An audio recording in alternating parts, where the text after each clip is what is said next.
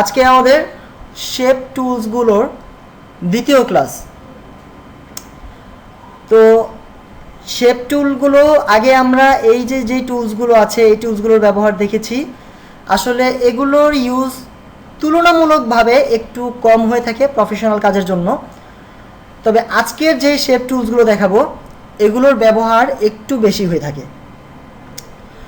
তো প্রথমেই আমরা দেখতে পাচ্ছি যে এটাও একটা গ্রুপ টুলস। এখানেও অনেকগুলো টুলসের কম্বিনেশনে একটা টুলসের একটা আকৃতি দেওয়া হয়েছে। তো প্রথমেই আমরা যে টুলসটা সিলেক্ট করব এটার নাম হচ্ছে রেক্ট্যাঙ্গেল টুলস। যদিও এর আগে আমরা এই রেক্ট্যাঙ্গেল টুলসের বেশ কয়েকবার ব্যবহার করেছি অন্যান্য টুলস দেখানোর সুবিধার্থে। তবে আজকে আমরা শিখব রেক্ট্যাঙ্গেল টুলসটা কীভাবে ব্যবহার করতে হয়। প্রথমে রেক্ট্যাঙ্গেল টুলস ব্যবহার করতে হলে রেক্ট্যাঙ্গেল টুলসের উপর ক্লিক করবেন। আচ্ছা, আমরা এই টোটাল গ্রুপটাকে বের করে নিয়ে আসি কাজের সুবিধার্থে। রেক্ট্যাঙ্গেল টুলস ক্লিক করলাম, সিলেক্ট করে নিলাম আমরা রেক্ট্যাঙ্গেল টুলসটা। এটাকে আমরা মাউস পয়েন্টার এখানে ক্লিক করে ড্র্যাগ করব যতটুকু আমাদের প্রয়োজন। আর যদি আমাদের সব দিকে সমান রাখতে চাই, আমরা যেমন এখানে একটা বক্স নিয়েছি, এটার ওয়াইড হচ্ছে বেশি, হাইট হচ্ছে কম, উপরে নিচে কম, পাশে বেশি। তো ইচ্ছা করলে আমরা উপরেও বেশি নিতে পারি আর পাশে কম রাখতে পারি। কিন্তু আমরা যদি চাই যে না সব দিক সমান থাকবে, সেক্ষেত্রে ওই একই নিয়ম। এর আগে একটা টুলস আমরা যেটা দেখেছিলাম যে শিফট প্রেস করবেন, মাউস পয়েন্টার থেকে ক্লিক করে ড্র্যাগ করবেন। দেখেন এখন আমি মাউসটাকে এদিকে ওদিকে যেদিকেই নিচ্ছি না কেন ও কিন্তু এটাকে একেবারে স্কোয়ার শেপ রাখছে, একেবারে স্কোয়ার। কিন্তু ও ফ্রিজ রাখছে লেফট টপ সাইড, ঠিক আছে? কারণ আমি ওকে ড্র্যাগ করতেছি বটম রাইট সাইডে, এই জন্য ও ওপরে বাম পাশে ফ্রিজ রাখছে। এখন আমি যদি চাই যে আমার সেন্টারটা ঠিক থাকবে, তাহলে আমি অলটা প্রেস করব। অলট কিবোর্ডে যে ALT যেই বাটনটা আছে, অলটা প্রেস করব। এটার কাজটা হচ্ছে মূলত ও সেন্টারটা ঠিক রাখছে। এবং সেই সাথে আমি শিফটও প্রেস করে রেখেছি, কারণ হচ্ছে শিফট প্রেস করার কারণে ওর রেশিওটা ঠিক থাকছে, ডানে বামে উপরে নিচে সব দিকে একেবারে সমান। এটা হচ্ছে একটা স্কোয়ার রেক্ট্যাঙ্গেল অর্থাৎ স্কোয়ার বক্স। এটা হচ্ছে রেক্ট্যাঙ্গেল টুলের কাজ। এই রেক্ট্যাঙ্গেল টুলসের কাজ আমরা যখন প্রফেশনালি অন্যান্য কোনো ডিজাইন তৈরি করতে যাব, সেসব ক্ষেত্রে এই টুলসগুলো অনেক বেশি কার্যকরী।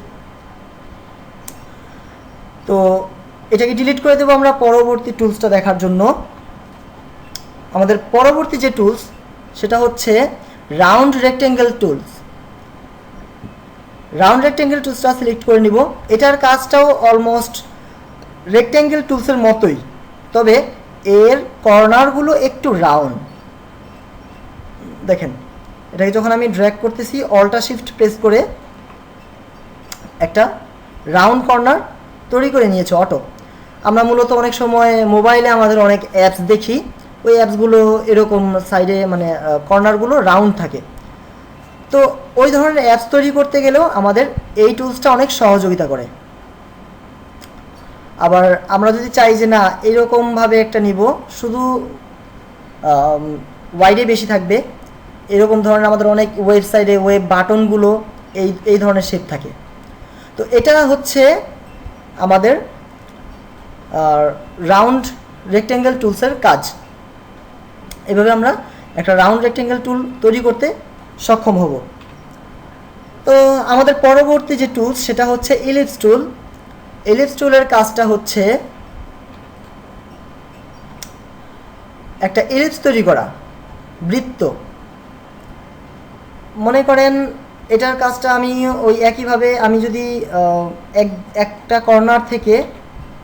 কর্নার থেকে যদি আমি ড্র্যাগ করি, তাহলে এখন আমি ওয়াইডে বেশি নিয়েছি, চাইলে আমি হাইটেও বেশি নিতে পারি। আর যদি চাই যে আমি একেবারে সার্কেল করব, তাহলে সেক্ষেত্রে শিফট প্রেস করলে আমরা একটা দিক ফ্রিজ রাখবে, আর যদি চাই যে না সেন্টার ঠিক থাকবে, তাহলে অল্টা এবং শিফট দুটো প্রেস করে আমরা ড্র্যাগ করব। তো এভাবে দেখতেছি যে আমরা অলরেডি কিছু ইলিপস তৈরি করতে সক্ষম হয়েছি। এগুলোকে আমরা একটু ডিলিট করে দিব পরবর্তী টুলসটা দেখার জন্য। আমাদের পরবর্তী টুলস হচ্ছে পলিগন টুল। পলিগন টুলের কাজটা হচ্ছে পলিগন তৈরি করা। যেমন আমি শিফট প্রেস করে এখানে ড্র্যাগ করলাম, এটা হচ্ছে পলিগন টুল। আপনারা দেখছেন একটা পলিগন অলরেডি তৈরি হয়ে গেছে। হ্যাঁ, তবে এই পলিগন টুলসের কাজটা আবার এখানে আমরা দেখতে পাচ্ছি যে 1 2 3 4 5 6 6টা কর্নার বিশিষ্ট একটা পলিগন টুল, একটা পলিগন। তো আমরা চাইলে এই যে কর্নারগুলো বাড়িয়ে বা কমিয়ে নিতে পারি। সেক্ষেত্রে আমাদেরকে যেটা করতে হবে, প্রথমত ডকুমেন্টের উপর পয়েন্টার দিয়ে ক্লিক করবেন, ছাড়বেন না, একটু ড্র্যাগ করেন। দেখেন একটু ঘুরে আসতেছে, ঠিক আসতেছে না, এই জন্য আমরা শিফট প্রেস করব। শিফট প্রেস করাতে এখন কিন্তু অলরেডি এটা ওর শেপটা ঠিক রাখছে, রেশিওটা ঠিক থাকছে। এবং সেই সাথে শিফটটা প্রেস থাকা অবস্থায়, কিবোর্ডে শিফট প্রেস করা অবস্থায় আমরা যে অ্যারো বাটনটা আছে, কিবোর্ডে যে অ্যারো বাটনটা আছে, ওই অ্যারো বাটনের ওপরে ক্লিক করলাম একটা, দেখেন অলরেডি কিন্তু একটা কর্নার বেড়ে গেছে, দুটো, দেখেন 6টা থেকে অলরেডি 8টা হয়ে গেছে। আমরা চাইলে আরও বেশি করে নিতে পারি। অথবা আমরা যদি চাই সেমভাবে, আমি এখনও কিন্তু কিবোর্ড থেকে শিফট বাটন বা মাউস থেকে পয়েন্টারটা এখনও ছাড়িনি। এই অবস্থা থেকে আমরা যদি চাই তাহলে অ্যারো, কিবোর্ড থেকে ডাউন অ্যারো, যেটা নিচের দিকে যে অ্যারোটা আছে, এটাকে প্রেস করব। একটা অলরেডি কর্নার কমে গেছে, অলরেডি আবার আগে 6টা চলে এসেছি, এবং চাইলে আরও কমিয়ে নিতে পারি, 5টা 4টা 3টা, তবে এর চেয়ে আর কমবে না। এভাবে অলরেডি আমরা একটা ট্রায়াঙ্গেলও তৈরি করে ফেলেছি এই পলিগন টুল ব্যবহার করে। আমরা চাইলে এটাকে আবার একটু বাড়িয়ে দিতে পারবো, শিফট প্রেস করি এবং আপ অ্যারো ক্লিক। অলরেডি দেখেন আমাদের আবার সেই 6 কর্নার বিশিষ্ট আমাদের সেই পলিগন টুলসটা আবার আগের জায়গায় ফিরে এসেছে। তো এটা হচ্ছে পলিগন টুলসের কাজ। আমাদের পরবর্তী যে টুলস, সেটা হচ্ছে স্টার টুল। অনেক সময়ই আমাদের অনেক কিছু তৈরি করার সময় আমাদের এই স্টার টুলসটার প্রয়োজন হয়।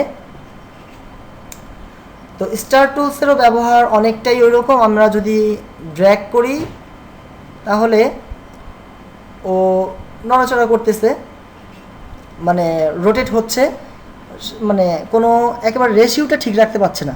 যখনই আমরা এটা শিফট প্রেস করব তখনই ও এটাকে ফ্রিজ রাখবে।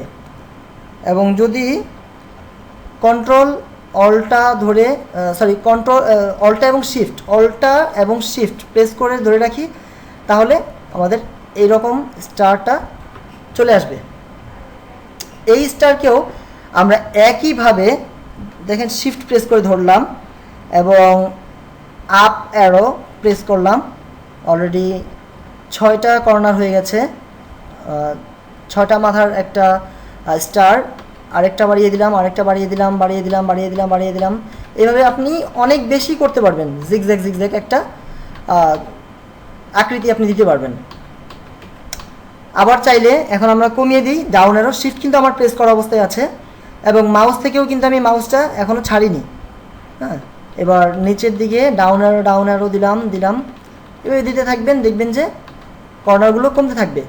অলরেডি আমরা আমাদের সেই স্টারটা ফিরে পেয়েছি, 5 মাথার যেই স্টারটা ছিল। আশা করি আপনারা এটা বুঝতে পেরেছেন। তো এটা ডিলিট করে দিলাম।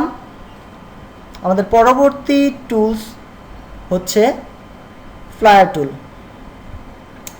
ফ্লায়ার টুলটা আসলে খুব বেশি ব্যবহার করা হয় না, তবে কিছু কিছু জায়গায় ছবির উপরে যে ধরনের একটা এফেক্ট থাকে, একটা ছবি তোলার পরে অনেক সময় ওই রকম এফেক্ট দেওয়ার জন্য আমরা এই ফ্লায়ার টুলটা ব্যবহার করে থাকি। এজন্য আপনাকে যেটা করতে হবে, প্রথমত ক্লিক করবেন, ড্র্যাগ করবেন এবং ড্র্যাগ করার পরে অন্য যেই জায়গায় আপনি এটা ইন চাচ্ছেন সেখানে ক্লিক করবেন। তাহলে এটার একটা সুন্দর একটা রূপ ধারণ করবে। এরকম আমরা দেখে থাকি অনেক সময় অনেক ছবি বা অনেক এফেক্টের উপর এই ধরনের একটা ফ্লায়ার এফেক্ট থাকে।